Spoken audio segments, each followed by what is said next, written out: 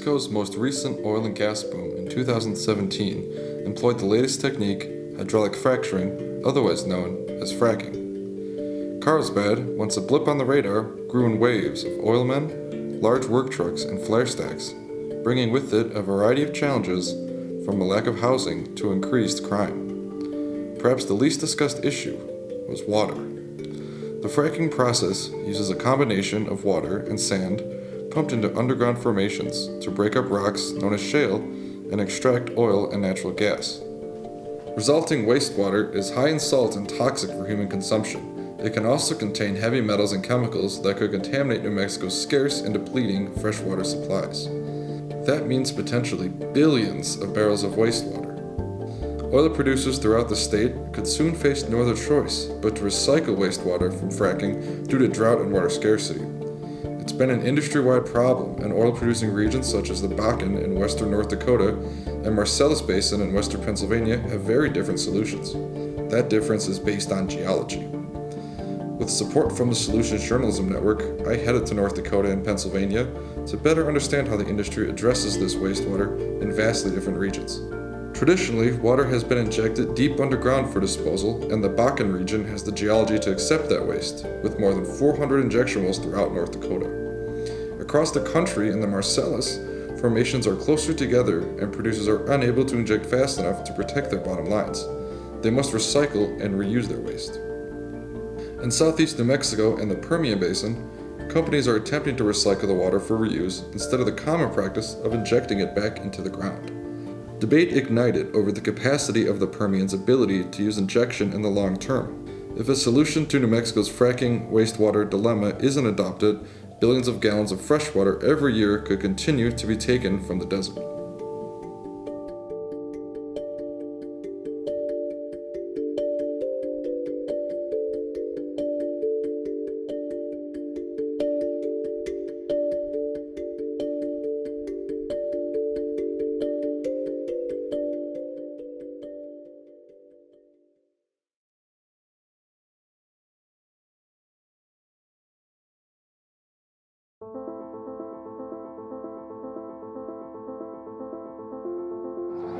My name is Adrian Hedden, a reporter with the Carlsbad Current-Argus in southeast New Mexico. In partnership with the Solutions Journalism Network, I've traveled here to Williston, North Dakota to study how the local community has been impacted by the oil and gas industry. I sat down today with Sean Wanko, the Executive Director for Economic Development at the City of Williston. We talked about all the development and growth that the city has seen since oil and gas began booming here again in 2008. Well, the major economies that Williston is built on is agriculture, oil and gas, and tourism. Ag, really led the way for a long time, and then obviously in the past 10 years, it kind of bounced back and forth, but the last 10 years, oil has taken over the driver's seat. Oil was discovered here in 1951, and we've been through several up and down scenarios, boom-bust scenarios. And really what's different this time is the shale play, a lot of it is dependent upon technology. So as technology increases, the industry reduces their costs, increase their efficiencies. So you're seeing they're able to be a much bigger player now on the global oil and gas market than what you'd seen in the past. Now, with the economy of Williston, I was born and raised here. And I did what a lot of people did back in the day when I graduated in the early 90s, was that we moved away because there just wasn't a lot of opportunity here to stick around. And, up until about early 2000s, or let's say around 2006, 2007, there was concern in this community that you were seeing a lot of the professional services where the baby boomers were starting to think about retirement and who was going to come back, and be the dentist, who was going to be, the attorneys back in this area. So you fast forward to the oil and gas play, with the discovery of the Bakken shale and how to extract the oil out of that shale, that really took off. I want to say around 2000. We saw some activity in 2008, really reached its peak about 2012, but that took off quite a bit, and it made Williston the fastest growing micropolitan in the nation for 5 years in a row. We tripled the size of the city, we tripled the size of our population, and with that came a lot of challenges. So there was some good, there was some bad, but we got through it up until we saw the slowdown in 2014. I don't think anybody realized the tsunami that was coming our way. And so, yeah, you are correct. I mean, we did start from behind the game right away, and we spent a lot of time trying to catch up. Now, when things slowed down in 14, You'll hear a lot of the community officials say that wasn't necessarily a bad thing because it gave everybody a chance to catch their breath. And we slowed down for a couple of years and then we picked right back up where we were. So yeah, I mean, trying to address some of the infrastructural issues, there were some real challenges here. And you know, especially in that 2012, 2013, you had so many people coming to this area. Housing was a challenge. You know, the infrastructure itself, like I said, wasn't equipped to handle the influx of people to this area. But again, now you look at what's gone into Williston and Western North Dakota, and we're talking billions of dollars now in infrastructure to help handle the increase in activity. That's helped a lot. In fact, I tell people, if you were to look at numbers, we're doing pretty similar to the activity that we were seeing in 2012. You don't see the craziness because the community is kind of built to handle some of that activity now and handle that growth and that influx. We're going to see some nice steady growth going in this area. I mean, the goal is always, you know, with me in this office, is you want to take at the, you know, the time that you're here, you want to move economic development in the city a little bit further than when it was when you took over. And then hopefully when you leave, somebody else takes that and they move it a little bit further as well. You know, for me, I want to build a community for, you know, my kids that, you know, should they choose to go out into the world, or there's always a place for them to come back and there's some opportunity for them to come back here. But again, I think we're going to see some really good long-term growth because we're in this mode now where we're doing the things that make a city. And you didn't get that during the boom time situation because we were just, it was just kind of crazy development. So, you know, what is that? Well, that's adding restaurant and retail to this area. It's adding more quality of life, you know, things for kids to do on the weekends, things for mom and dad to do and stuff like that. So, and I think we're going to really see that transition. It's going to take off for us. For every barrel of oil produced through fracking, half a barrel of wastewater is generated. With North Dakota producing about 1.4 million barrels of oil a day, 700,000 barrels of wastewater is created. After sitting down with Wenco, I drove about 15 minutes outside of Williston to meet with White Owl Energy Services at its saltwater disposal facility in Epping to find out where that water goes. Yeah, so we are at Epping, North Dakota, just a little bit east of Williston. This is a saltwater disposal servicing a couple different operators in Williams County. You know, the water comes in one of two ways. Either it comes through pipeline from producing sites like Hess, or it also gets trucked in just from various operators. So what happens is the water comes in, it goes through a series of pumps and filter stations to try to get any kind of solid material out of it. Throughout every single stage of the process, oil will also rise from the top through gravity settling. Obviously, oil is lighter than water. And through each stage, that oil gets siphoned off and gets moved into a pre-treat tank, then to a further treating tank, and then we can also send those over to sales tanks. Once we get the volume needed, we can sell that oil off. The water, as I was alluding to earlier, gets into injection tanks. From there, it goes through another series of pumps. It gets brought up to a permitted pressure that we're allowed to and sent downhole. It goes into a saltwater aquifer down about 5,000 feet below surface and gets dispersed through that formation. We're predicting, you know, we can continue to store in this particular site formation for the next 20, 30 years. Even if we don't have a solution long-term after that, hopefully we will. But there are another pair of formations about another 1,000 to 2,000 feet below.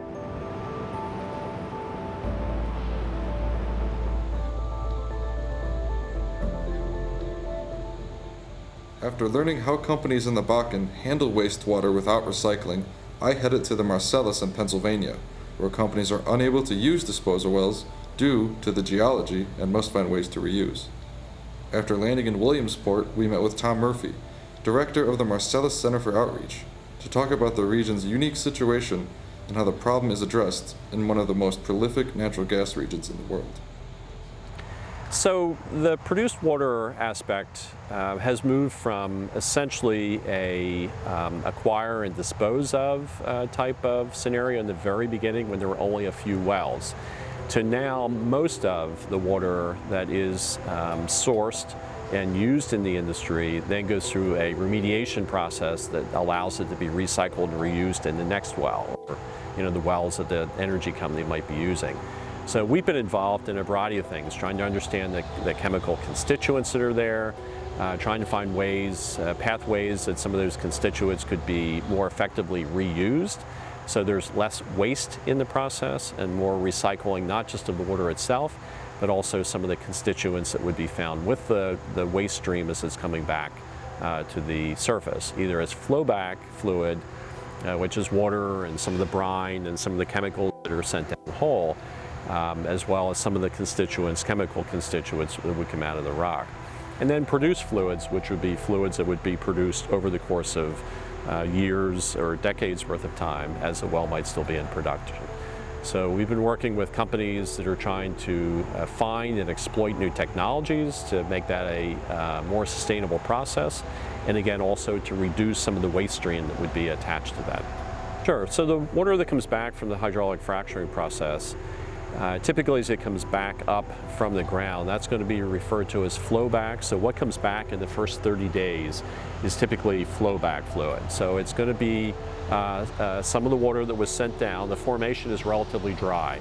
So the water that comes back is a portion of the water that was actually pumped downhole to fracture the rock to allow the gas to flow. As that water is down there, it's going to also then pick up some constituents, some of the metals that might have been in the shale. It might pick up some norm or naturally occurring radioactive material that might have been in the shale. But the biggest constituent that's going to pick up is going to be the brine or the salt that was deposited hundreds of millions of years ago when the shale was formed. So as all that then would come back up with the fluid, that then is what needs to be stripped out and remediated to allow that water then to be reused and recycled to the next well. It was a number of years ago, it was very common for the water that would go into the next well needing to be potable water. So the water that came back was water that was then disposed of. But now what companies have found, years ago now, what companies have found is that that water does not have to be as pristine to be able to go back downhole. So they're using some impaired or impacted waters or water that they then capture and do some basic level of treatment before they send back downhole. In Pennsylvania, the geology is such that the injection of fluids, it's the geological opportunity in Pennsylvania is not as widespread as it is in some other parts of the country. So if you go to Ohio, for instance, there are several hundred injection wells because the geology is somewhat different there. So the Marcellus and the Utica shales are there just like they are in Pennsylvania, but you have rock layers above and below them that would allow for the injection and the permanent sequestering of those fluids over the course of time. So when you go to that state in particular and some other states to the west of there, you see that that's much more common. Certainly Oklahoma and Texas, New Mexico, you go up to the Bakken, some other places globally, you find that injection is a very common procedure. There is both involved in the dialogue.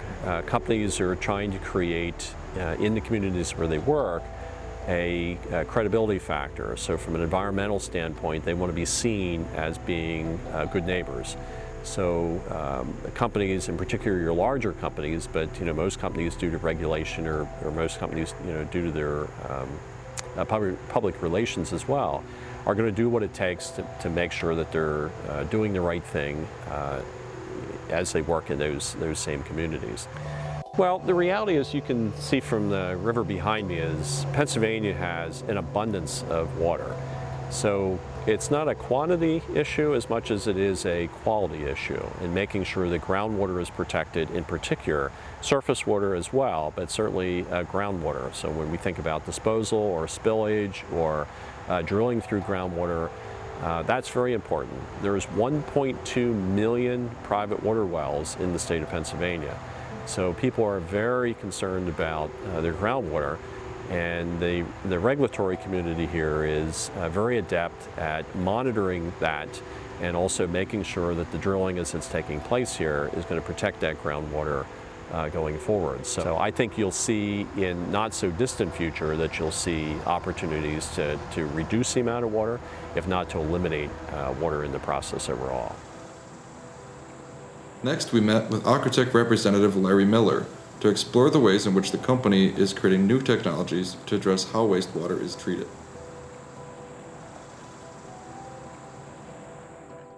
we will primarily recycle, reuse, or we dispose by treating water that comes from this transport in. So we have static facilities that someone would be able to, or a client would be able to bring their used water, produced water, and dump it at our site. So, and then we process that, treat it, and make it available for reuse. The other thing we do is we produce mobile water units, so evaporators and sludge thickeners and all that kind of stuff. Like we have systems that we put on site, and so you're recycling on site.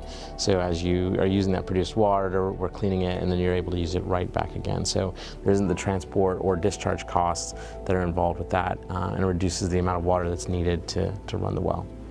Because we're recycling it, the first kind of benefit, and this is from an economical standpoint as well as an environmental standpoint, is that it reduces the amount of water that you need to bring in. So you're not needing to transport as much water, purchase as much water, because it's regularly being used and reused on site. And then from a power perspective and the treatment systems, trying to keep those costs as low as possible as well. So the second benefit is the operating cost of recycling that water is a benefit over having to transport that water in.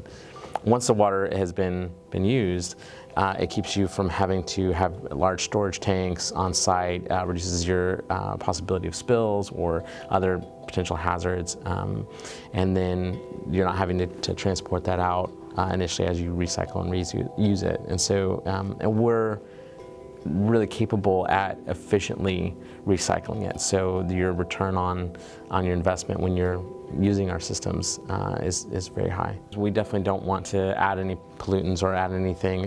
There's a social good, right, to doing that. So for the communities that these oil and gas wells serve, it's important that they continue to have that trust with the local community, and so avoiding those hazards that would be inherent in them. And then water scarcity is becoming more and more an issue, especially in the United States, as we kind of grapple with the amount that's being used by industry and in agriculture. And it has to be an evolution for us to be sustainable, right? So we don't have unlimited resources, and so looking for ways that we can recycle and reuse that makes a huge difference, where we're not taking as much water out of the water table, and we're not taking resources that are continually being needed. As more and more people are in the country, as we have more and more businesses in the country that use more and more water, and so as that water scarcity, the water keeps on getting more and more used, we really need to make it so that we can do that without using it all up, and making that keeping it economical for businesses to run. I think that is where things are going, is finding, I think companies are desiring to be more sustainable and to have systems that don't take up as much resources as they are now. And then the other side of that is that social good, right? We want companies that take care of people and in our environment. So.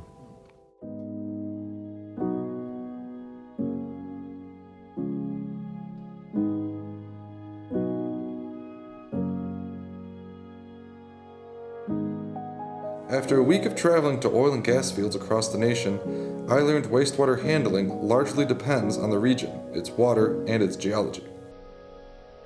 North Dakota prefers to simply send its water back underground, as it is difficult to treat, and the state has a massive underground formation that can hold the water in place.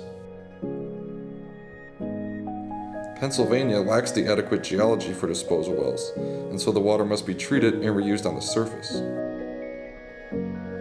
But neither of those regions suffer from water scarcity like New Mexico, making it essential that the Permian Basin find a solution.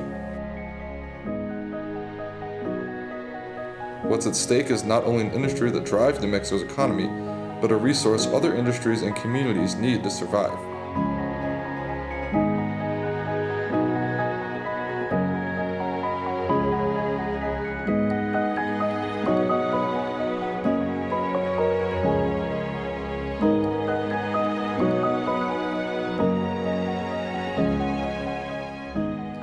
With thousands of New Mexicans depending on the oil and gas industry, can these companies adapt, or will our state dry up in the boom? you.